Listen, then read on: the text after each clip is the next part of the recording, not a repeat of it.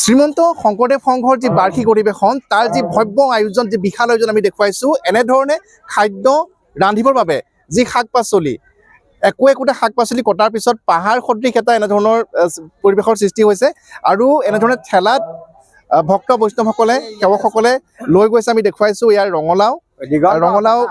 লৈ যোৱা হৈছে এনেধৰণে ঠেলাত আৰু আমি এই দৃশ্য দেখুৱাম যে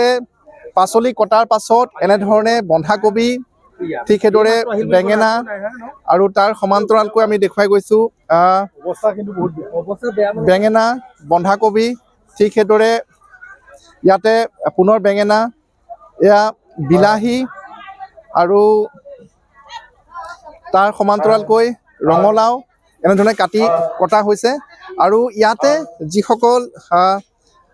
সেৱিকা যিসকল আইসকলে এনেধৰণে পুৱাৰে পৰা তেখেতসকল ব্যস্ত হৈ পৰিছে আৰু তেখেতসকলে অসমৰ বিভিন্ন প্ৰান্তৰ পৰা অহা এই আইসকলে এনেধৰণে পাচলি কাটিছে আৰু পাচলি কটাৰ অন্তত সেইসমূহ